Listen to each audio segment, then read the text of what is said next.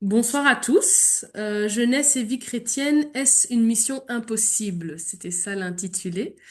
Eh bien, je dirais que pas du tout.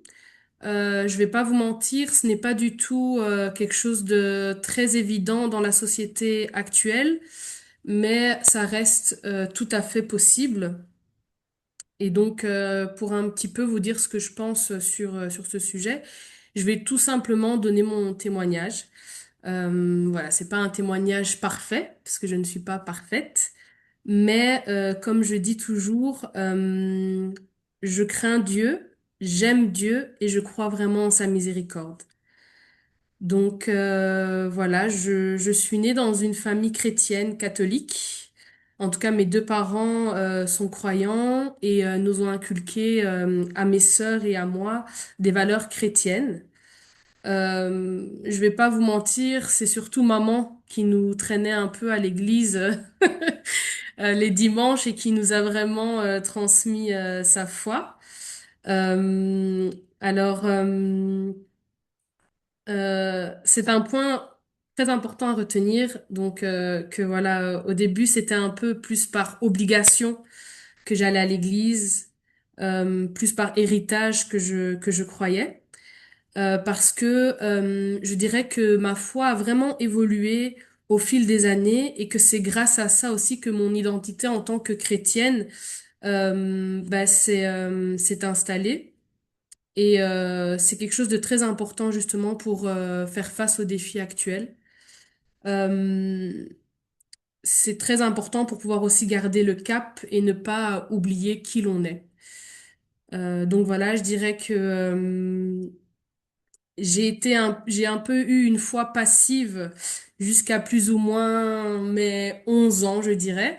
C'est là où j'ai fait pour la première fois le pèlerinage Banne-Borin, avec la communauté Maranatha.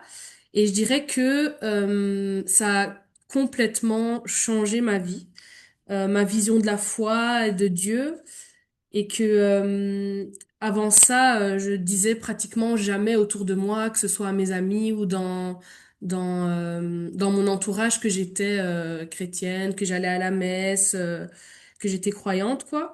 Un peu par peur du jugement, peur peut-être qu'on se moque de moi, parce que voilà, c'est pas quelque chose qui est à la mode de croire.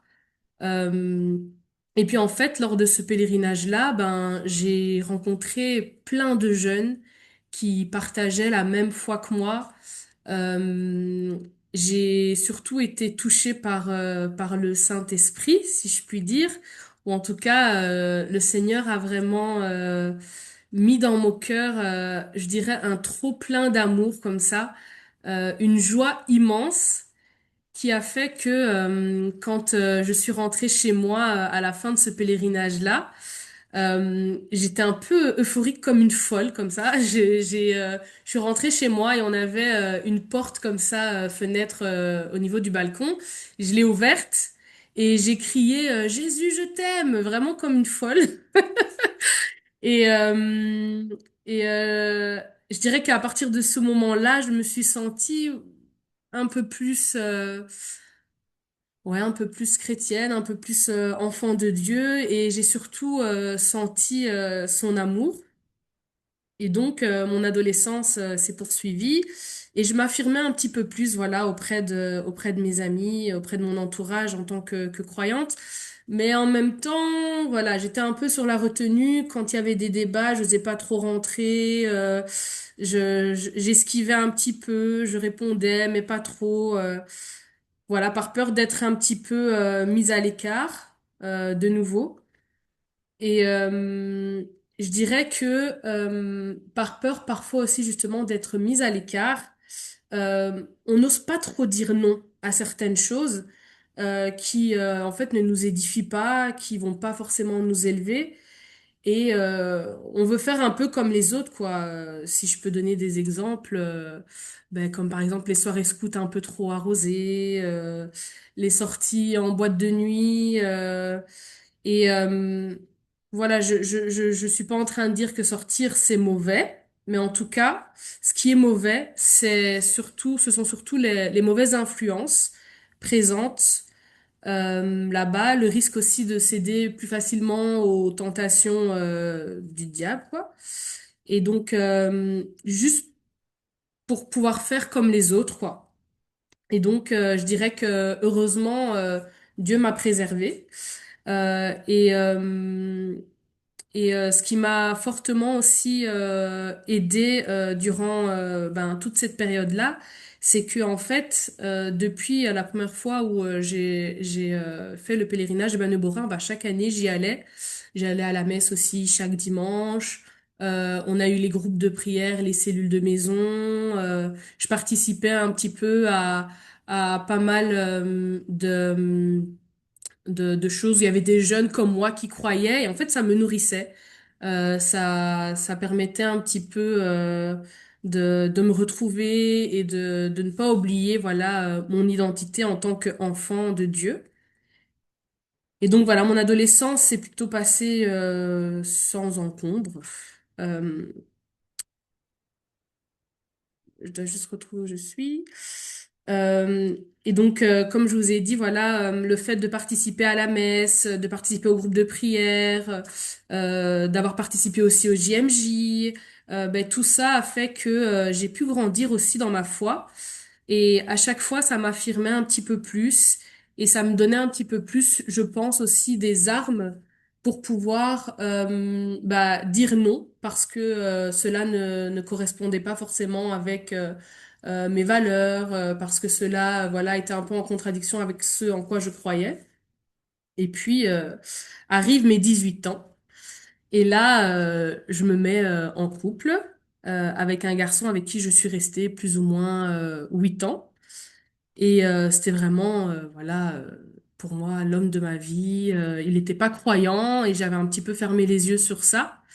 Je me disais qu'en soi, j'avais jamais mêlé le Seigneur à tout ça. Donc, c'était un peu contradictoire parce que quelque part, je dirais que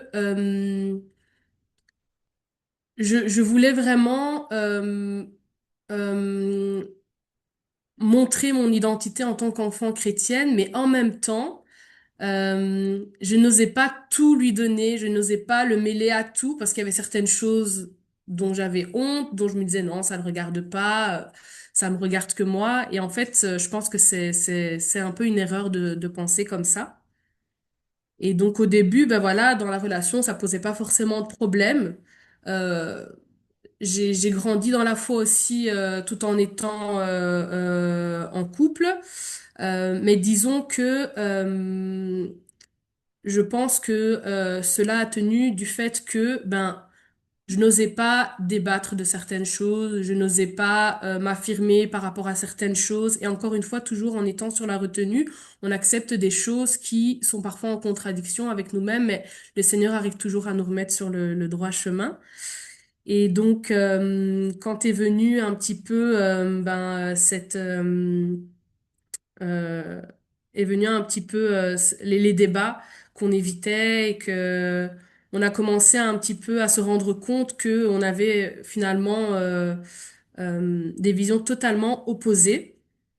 Euh, j'ai ressenti vraiment au plus profond de moi que ce que j'étais en train de vivre euh, n'était pas du tout en accord avec avec qui j'étais en fait, n'était pas du tout en accord avec ma foi et j'ai regretté de ne pas avoir osé demander au Seigneur, de ne pas l'avoir mêlé à cela avant, tout simplement. Et donc on s'est finalement séparés. Euh, et à partir de cette rupture, je me souviens que lors d'une homélie du Père Guy, un dimanche, Euh, il avait dit, tu me corrigeras si jamais je me trompe, hein, il avait dit qu'il fallait pas avoir peur de demander au Seigneur ce qu'était notre désir profond et surtout de ne pas avoir peur de donner des détails. De dire voilà pour moi c'était Seigneur maintenant je veux que tu mettes sur ma route quelqu'un qui va être croyant, qui va partager ma foi, quelqu'un avec qui je vais pouvoir avoir des enfants, les éduquer dans la foi chrétienne. Et voilà, j'ai fait ma liste. Tout simplement, j'ai fait ma liste. Je l'ai envoyée au Seigneur. Et je peux dire maintenant aujourd'hui que voilà, il m'a plutôt bien répondu. Pas tout de suite, mais il a finalement répondu. Et pourquoi est-ce que je vous partage cela? Et surtout, je tiens à m'adresser aux jeunes qui sont présents ce soir. C'est que je pense que il ne faut surtout pas hésiter à mêler le Seigneur à toutes nos affaires, vraiment à tout, que ce soit l'école, que ce soit nos relations amicales, que ce soit nos relations amoureuses, et même si parfois, voilà, on tombe ou quoi que ce soit, ne pas avoir peur de retourner vers lui et de se dire que voilà, avec son aide, on va pouvoir faire mieux et qu'il sera toujours en fait ce Père miséricordieux. Alors attention, j'ai eu un débat justement avec Kevin par rapport à ça là tantôt. Quand je dis que c'est un père miséricordieux, bien évidemment, il faut pas faire des choses en se disant ben ça va, il va me pardonner. Non. Euh, voilà, je pense il faut avoir un cœur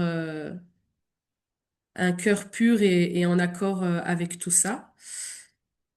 Et et la chose en fait la plus importante que je cherche aussi à dire à travers un petit peu ce témoignage, c'est que être chrétien en fait dans ce monde où on a l'impression en fait que la foi bah, se perd. Je vais pas vous mentir, j'ai beaucoup d'amis croyants à l'église, mais en dehors de l'église, la plupart de mes amis ne sont pas forcément croyants en tout cas ont d'autres croyances, si je puis dire, sont pas forcément catholiques, je vais plutôt dire ça, mais ont d'autres croyances, ou sont athées, ou voilà. Et que donc, on a du mal parfois à s'affirmer dans cette société, on a du mal à s'ouvrir, à parler de notre foi, parce que voilà, on a peur d'être mis en fait à l'écart, d'être un peu has-been, d'être un peu rejeté. Et, euh, et je dirais que au contraire, en fait, être, euh, être, euh, être enfant de Dieu, c'est justement ne pas oublier qui l'on est, savoir d'où nous venons et savoir, comme le disait si bien un prêtre que j'ai écouté récemment, que nous sommes citoyens du ciel, tout simplement, et nous avons donné notre vie à Dieu. Cela change notre comportement irrévocablement, qu'on le veuille ou qu'on le veuille pas, on finit par changer. Et ça va nous mettre à l'écart, certes, mais c'est pas grave. Euh, c'est pas grave parce que en se mettant à l'écart, peut-être aussi que on va pouvoir euh, attirer aussi l'attention de ceux qui vont se dire, ben tiens, pourquoi est-ce que elle réagit comme ça et pas comme ça? Pourquoi est-ce que elle vient plus trop? Pourquoi ça va peut-être aussi susciter un petit peu des questionnements auprès de vos amis, auprès de vos proches, et si ça peut ouvrir un débat sur votre foi, sur Dieu, et que ça peut les édifier, ou même vous-même vous édifier, ben pourquoi pas. Euh, Être aussi chrétien dans cette société, être jeune chrétien dans cette société, c'est aussi vivre dans le monde parce que être reclus juste entre nous, ça n'a pas de sens. Euh, je vois pas comment est-ce que on pourrait, comme disait le Seigneur, être le sel de la terre et être la lumière du monde si on reste uniquement entre nous. Et donc cela nous oblige aussi à aimer ceux qui sont dans le sens contraire. Et ça, c'est quelque chose de difficile à faire, je trouve, sans oublier notre identité. C'est-à-dire que il faut, je pense, savoir mettre des limites. Il faut, je pense, euh, garder en tête ben, ce raisonnement de voilà, je ne peux pas non plus faire tout ce que je veux. Et,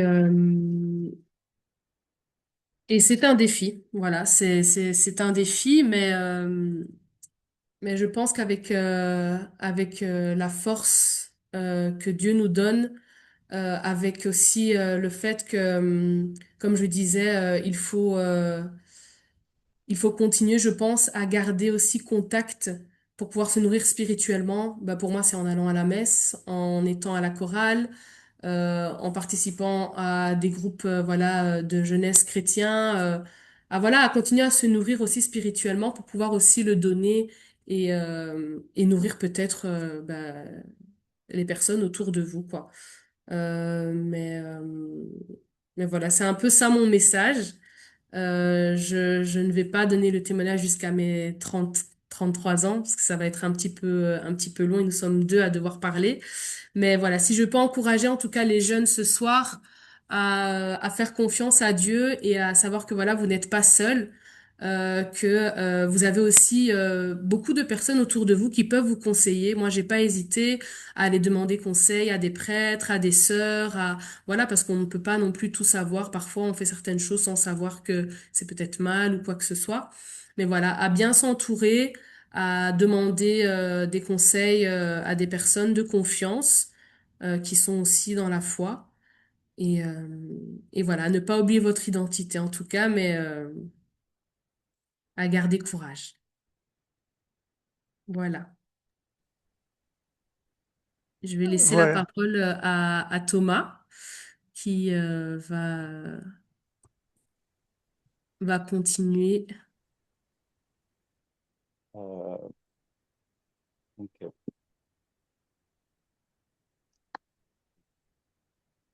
bonsoir à tous. Aujourd'hui, comme Jessica a parlé avant moi, je vais vous parler du coup de mon rapport à la religion vis-à-vis de mon jeune âge. Et pour cela, j'aimerais aussi commencer par les sources de ma foi, qui pour moi, c'est vraiment important de parler d'abord de la source pour pouvoir parler de la foi que j'ai actuellement. Et tout comme Jessica aussi, euh, je viens d'un foyer très religieux. Et mes frères et moi, on a tous les trois été éduqués sur base des valeurs chrétiennes. Tous les dimanches, nous avons dû aussi aller à la messe. Et c'était surtout notre mère qui nous emmenait à la messe. C'était bon. J'ai toujours eu cette foi et cet amour pour Dieu, mais c'est vrai que c'était pas si facile au début d'aller à la messe le matin et de se réveiller. On préférait quand même rester à la maison. C'était peut-être plus facile pour nous. On voulait faire aussi comme nos amis à nous. Mais au fur et à mesure du temps, et ben, ma foi a augmenté, mais ça n'a pas toujours été facile. Et là maintenant, je vais vous expliquer les différents obstacles que j'ai eus avec ma foi au cours de ma vie. Et ces obstacles-là sont quand même arrivés assez rapidement dans ma vie, car en effet, bah, lors de ma maternelle et ma primaire, j'étais dans une école dont les chrétiens étaient une minorité. Et du coup, étant donné que nous sommes une minorité, nous avons quand même subi quelques discriminations.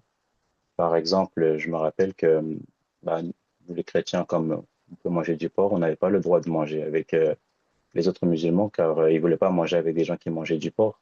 Et du coup, on a dû, pour commencer dès notre jeune âge, on a dû commencer à à changer notre identité pour pouvoir se faire accepter. Et je me rappelle que du coup, je demandais à ma mère de ne plus me faire de nourriture avec du porc pour pouvoir m'intégrer avec eux. Et aussi, parler de Dieu, c'était pas si évident que ça, car je me rappelle souvent m'être disputé avec mes amis quand je voulais parler de Dieu ou parler de la religion. Par exemple, rien que parler du statut de Jésus qui est différent dans une région que dans l'autre, ça suscitait déjà des débats qui pouvaient vite en venir aux mains. Et du coup, ça a apparemment été vraiment facile de pouvoir parler de Dieu ou même dire qu'on est chrétien, car on était déjà pas nombreux. Et en plus de ça, dans une école qui nous était un peu hostile. Mais malgré cela, j'avais quand même cette foi, même si je n'aimais pas aller à l'église à ce moment-là, j'avais cette foi et je savais que c'était la bonne chose à faire. Et je priais aussi tous les soirs pour essayer d'avoir cette foi et de comprendre comment ma mère peut avoir cette foi et partir à l'église aussi facilement. Et à ce moment-là aussi, j'aimerais aussi dire que ma foi était surtout due à mon héritage familial. J'avais pas encore fait de un- j'avais pas encore une grande relation avec le Seigneur. C'était vraiment surtout pour faire comme mes parents. Et après, pour la secondaire, il y a eu, on va dire, d'autres obstacles.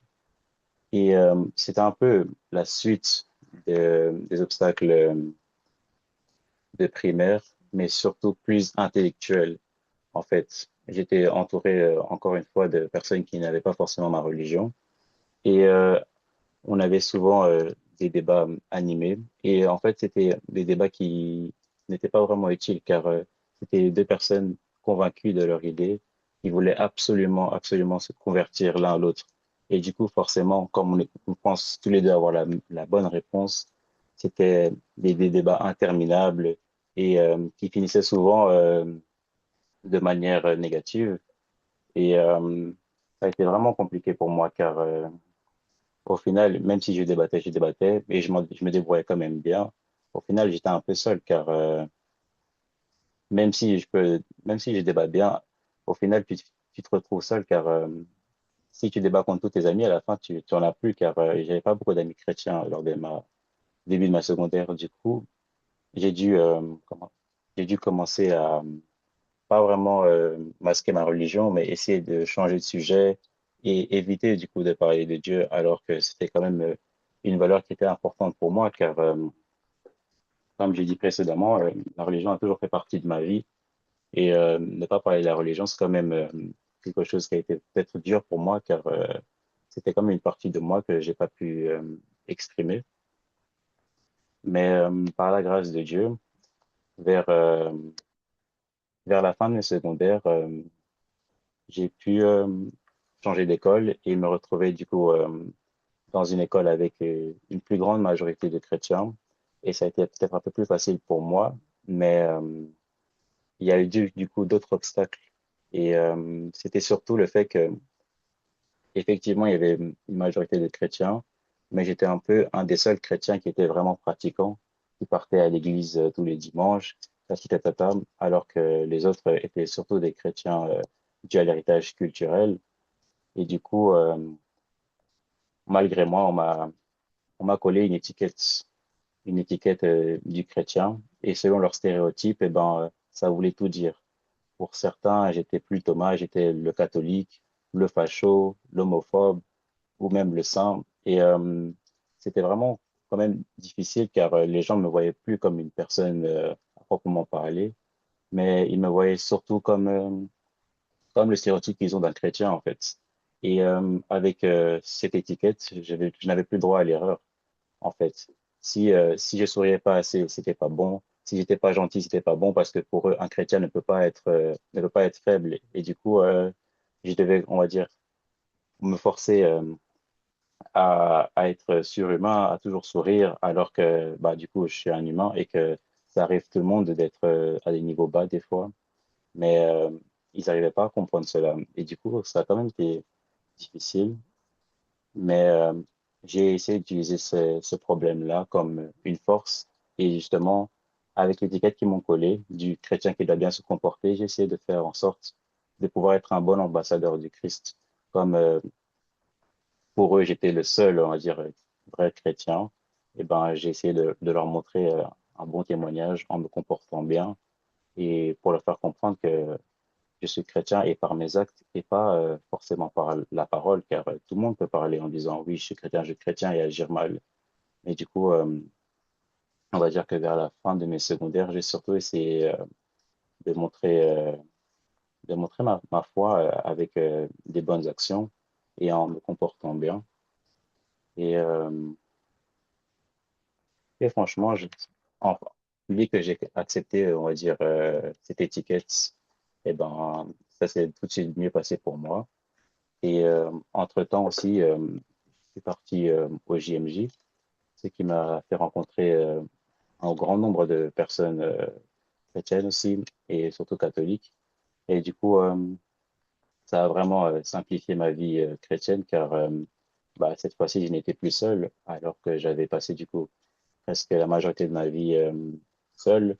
Et là, grâce à Dieu, j'avais mes amis avec qui je pouvais parler de la foi sans avoir honte d'être jugé, sans, sans être discriminé en fait. Et ça m'a vraiment apporté énormément de bien. Et sentir qu'on n'est pas seul, ça fait toujours du bien, car l'humain est une personne sociale et il n'est pas bon pour l'homme de rester seul. Et là maintenant, j'aimerais du coup parler des choix difficiles de la jeunesse, car quand on est jeune et chrétien, ou même quand on est chrétien tout court, on a, on doit faire face à un choix. On doit choisir entre deux chemins, choisir le chemin du Christ, le chemin du Seigneur, ou choisir le chemin du monde. Et c'est pas forcément un choix facile, car effectivement, le monde nous montre toujours que tout ce qui est mondain est bien. Pour être socialement accepté, il faut faire ça, il faut faire ci.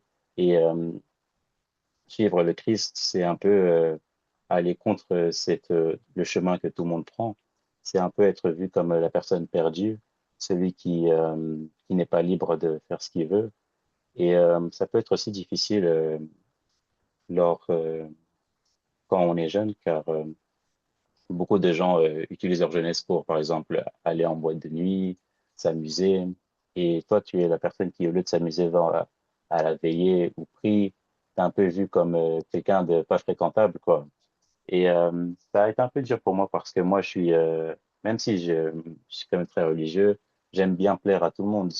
Et du coup, ça a été compliqué de choisir le chemin. Des fois, j'aime faire plaisir au Seigneur, mais j'aime bien aussi être bien vu socialement. Et du coup, des fois, ça arrive de tomber et de tomber dans les chemins, on va dire, mondains.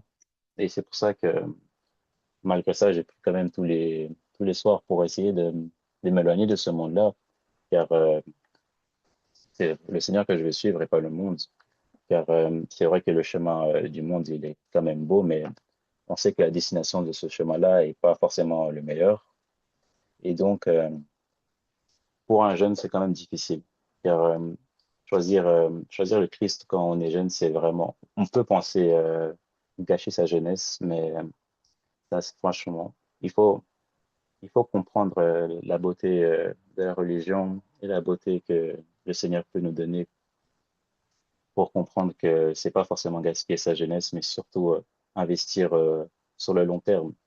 Car c'est vrai que ça peut paraître plus amusant de sortir la nuit avec ses amis, mais c'est édifié spirituellement, c'est un autre type de bonheur et c'est quelque chose qui peut t'aider dans le futur et qui t'aide dans le futur et qui te bâtit en fait. Et c'est pour ça que je suis quand même content de ne pas avoir été trop manipulé par le monde et d'avoir toujours eu cette famille religieuse qui a toujours voulu me mettre dans le chemin. C'est pour ça que grâce à Dieu, j'ai jamais vraiment été loin du chemin de l'Église, car comme j'ai dit précédemment, je viens vraiment d'une famille très très religieuse. Mais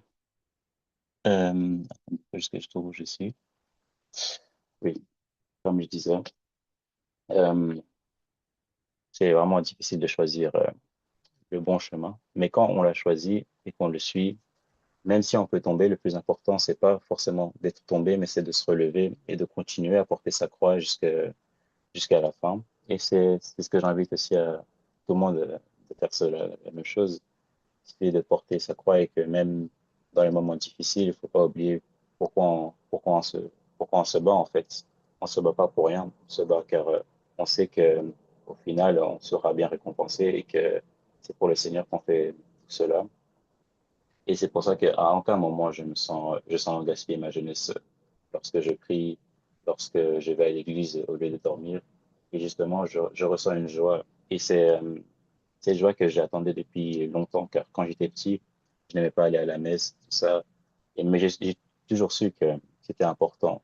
Mais avec le temps et avec l'expérience, j'ai pu comprendre l'importance de la religion. Et c'est pour ça qu'aujourd'hui, je vais à l'église systématiquement, sans broncher, et que je rate jamais un dimanche, en fait. Et, euh, et voilà. Et oui, comme je disais aussi, malgré tous ces obstacles, ma foi grandit, oula, ma foi grandit chaque jour. Et c'est vraiment un pilier central dans ma vie. Et elle est toujours avec moi, et car j'en ai tout le temps besoin, comme le dit la Bible, prier sans cesse. Il est vrai que je prie souvent.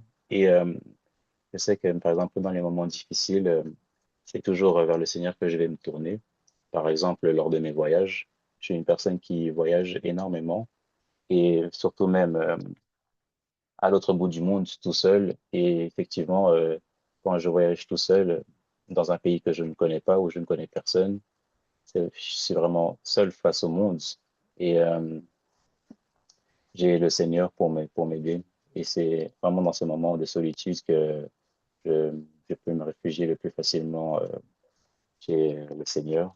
Je vais à la messe, je peux parler au prêtre ou prier beaucoup aussi. Et franchement, j'invite vraiment les personnes qui se sentent loin de Dieu de, d'essayer de trouver cet entourage chrétien, car c'est vraiment les premières personnes qui peuvent t'aider, car ils savent ce que tu ressens, ils peuvent t'aider, ils peuvent te conseiller. Et j'ai eu beaucoup de chance de trouver beaucoup d'amis parfois.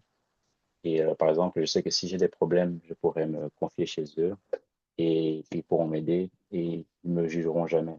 Et ça me réchauffe le cœur car il a fallu beaucoup de temps pour les trouver, quoi. Et du coup, pour conclure, bah, selon moi, comme je vous l'ai dit, la jeunesse et la vie chrétienne, c'est pas incompatible. Et ça, c'est même, ça peut aller ensemble. Il faut juste savoir faire des choix et ne pas se laisser se faire abaisser par le monde, avoir peur du jugement ou vouloir faire comme tous les autres. Être chrétien, c'est déjà choisir d'être différent. Et il faut assumer ce choix en portant cette croix et en combattant tous les jours. Et quand on combat et on choisit ce combat-là, eh ben, on peut vivre cette vie-là. Et quand on est bien entouré, franchement, pour moi, c'est même, bon, pas facile, parce que la vie chrétienne n'est pas facile, mais en tout cas, c'est plus facile. Il faut vraiment essayer de trouver cet entourage chrétien. Et c'est cet entourage chrétien qui est comme un roc sur ta foi et, comment dire, une protection. Sans ça, c'est un peu plus difficile, mais il faut juste persévérer et avoir la volonté de ne pas faiblir, quoi. Même si on peut faiblir, il faut accepter de pouvoir être faible à certains moments et de pouvoir se relever. Et pour conclure, j'aimerais juste dire que la vie chrétienne, c'est un défi qui peut être difficile, mais un défi qui en vaut la peine. Et voilà. Merci de m'avoir écouté.